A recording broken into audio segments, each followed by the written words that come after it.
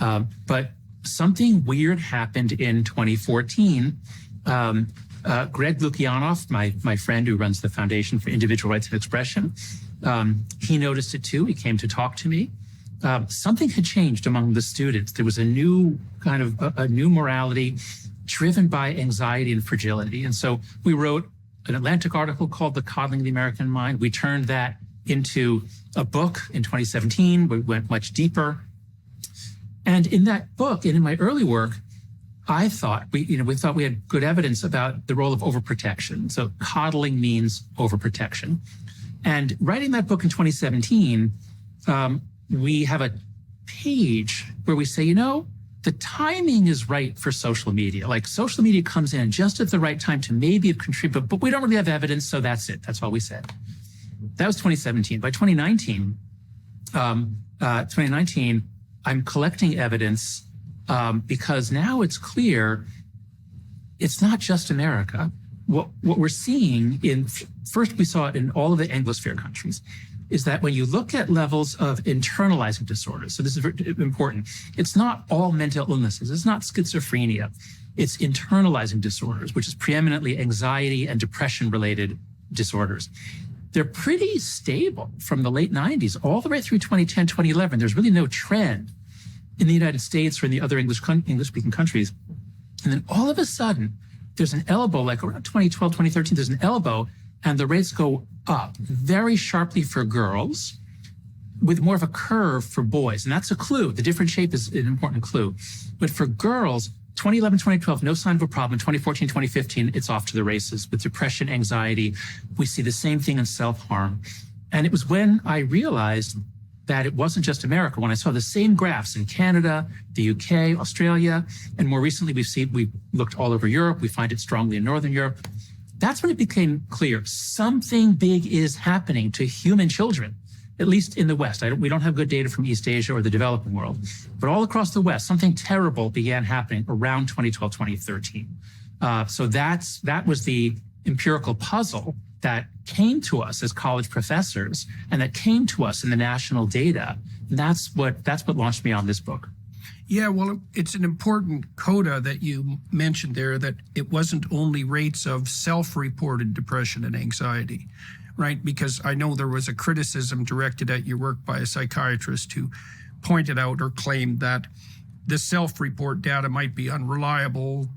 For example, people can exaggerate their symptomatology. They can be trained to do that. They can do that to attract attention to themselves. There can be competition for psychopathology. That's part of the structure of a contagious psychological epidemic. But you pointed out quite rightly, I thought, that you saw the same data in episodes of self-harm, particularly among young women, which is a much more direct behavioral measure of that proclivity for negative emotion.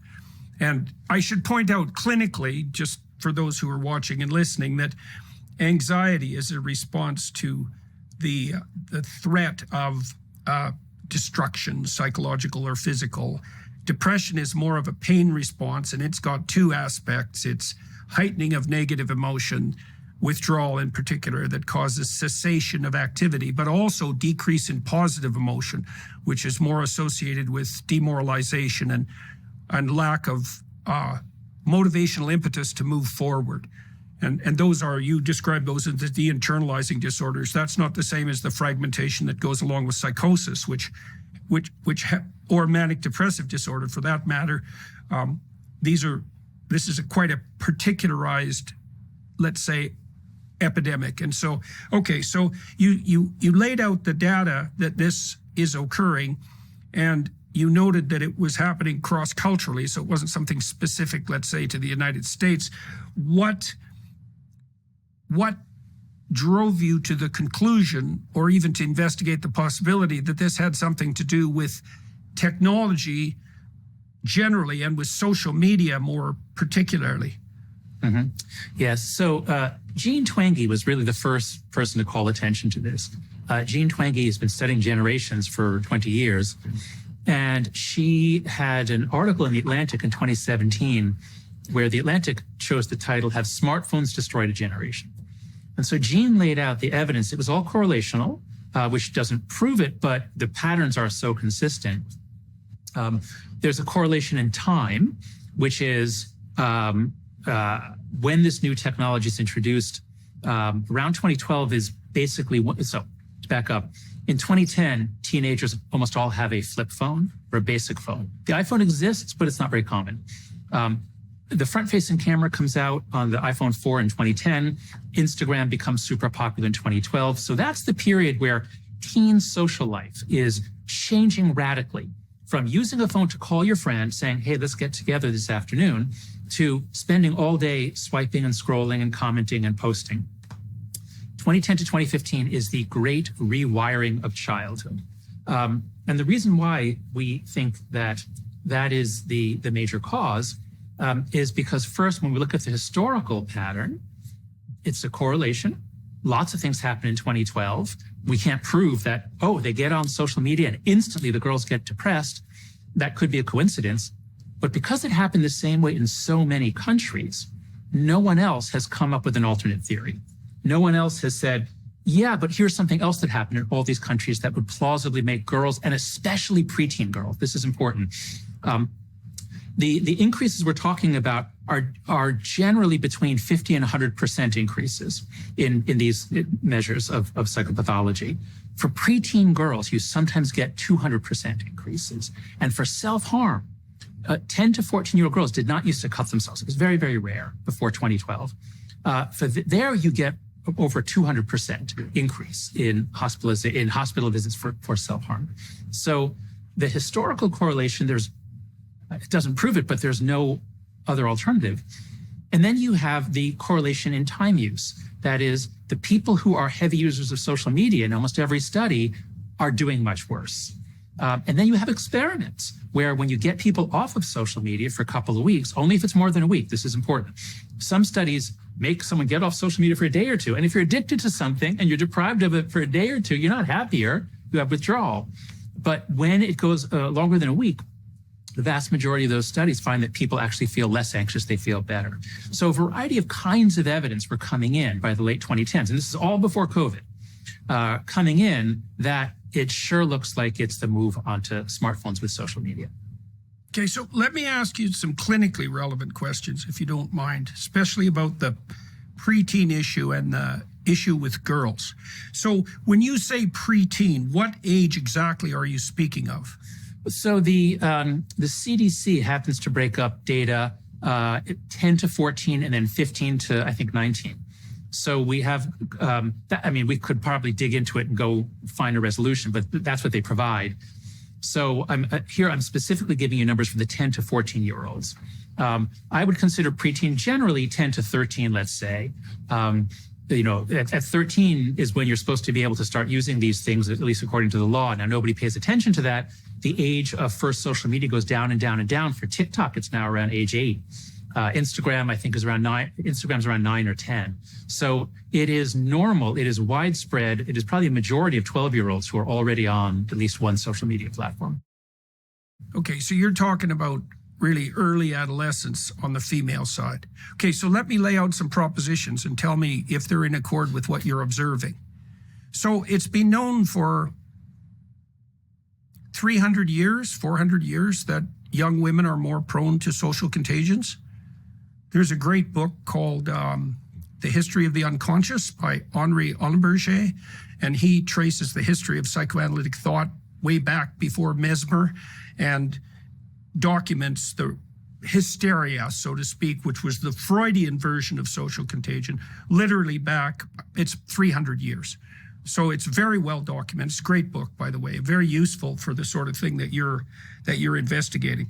And then the question might be why. So I'm going to lay out some hypotheses and you tell me what you think. So the first is girls tilt more heavily towards negative emotion in general, and they're more agreeable by temperament, which means that it may mean that consensus is more important to them, like social consensus, but also that they experience a given unit of threat or pain with more emotional intensity. And that really seems to kick in about the same time puberty kicks in. Now, there's various reasons for that. Women are more susceptible, you might say, particularly at puberty, sexually and physically. And then you could also make a case that their nervous systems are wired for the protection of infants rather than for their own optimal social functioning. I think that's a reasonable hypothesis. In any case, it's well documented across the world that differences in negative emotion and agreeableness seem to emerge in early at puberty, and then they're permanent. Okay, so then the next issue might be when women experience negative emotions, particularly of the self-conscious kind, and self-consciousness, as you point out in your book, is associated with suffering, that tends to take the form of bodily preoccupation. And the hypothetical reason for that is that women are judged more harshly in consequence of their physical appearance by men, arguably, but even more intensely by other women. And then the final kicker might be that the forms of social interaction that women appear to prefer, girls, online are short form and heavily image related. And so, you talked about the front-facing camera. God only knows what that technological innovation alone. And then you could imagine one final thing, which is, it's one thing to compete for social priority on the basis of your appearance, all things considered, with a small, close group of peers. It's another thing to compete with the whole bloody world in terms of maximal attractiveness. And then there's the final issue, we might say, is that the internet never forgets. And that's a big problem too. So I'm wondering what you think of those potential contributing factors. Well, and also finally, girls hit puberty earlier than boys, so they have to contend with the complexity of the introduction of the sexual, let's say, at an age where they have less experience than boys do when they encounter puberty. So anyways, those are some of the potential contributors, as far as I'm concerned, to the differential susceptibility. I think every one that you mentioned is plausible. The way I approach in the book, and again, I'm coming from social psychology, I think we'll end up in the same place. And especially, I want to especially flag the social contagion. That's really powerful, really important. The way that I approach it is drawing from, say, Simon Baron-Cohen's work on autism. And so we all start off as girls in utero.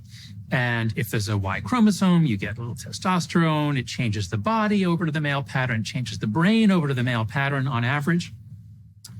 And the male brain becomes a little less about empathizing, a little less socially connected, and a little more about systemizing. And this is the biggest gender difference in interest is things versus people. Girls and women are just more interested in people. They want to know. They have a more elaborate mental map. They are interested in who said what about whom and how did she know that he thought that. Whereas guys are just much more clueless about that. Guys are shifted over a little bit on the spectrum towards autism. And that is going to help us explain the boys' story, because that's going to be more about video games and all sorts of other things. It's not as much about social media. But the girls' story focuses very much on social media. Now, why is the curve so sharp for girls? You almost never get such sharp curves in mental illness data. And I think this is because, as you said, girls have long been more prone, teenage girls have long been more prone to social contagion. And I review a study from the 90s, a historical study, that there are two different kinds of social contagions. There are those that involve motor behavior, like tics, and also dancing fevers, where people in the Middle Ages would dance for days and sometimes die of exhaustion. So there are some that are motor, and there are some that are more anxiety related and maybe fainting. And so girls are more subject to both of those kinds of social contagion. And so I think the reason why it's so sharp for girls, and especially self-harm, is that is a very particular behavior that very few people would think of doing on their own. But when you super connect all the girls in 2012, because they all get on Instagram, or not all, but most get on Instagram right around 2012, 2013, suddenly you have these pools, these discussion groups, these places where girls are sharing their anxiety, and the more extreme your suffering, the more extreme your anxiety, the more support you get. So they're incentivizing each other to be more and more extreme. And some girls are self-harming. And while has not been so rare for older teens, it used to be extremely rare for 10, 11, 12-year-old girls. They didn't used to cut themselves. So I think many of the things you said, the greater susceptibility to negative emotion, which especially comes out at puberty, hormonal changes change so much about boys and girls. The greater social connectedness, so that girls are just much more affected by what they see. The desire for approval in the eyes of others, and all of the things you said about being judged by social appearance.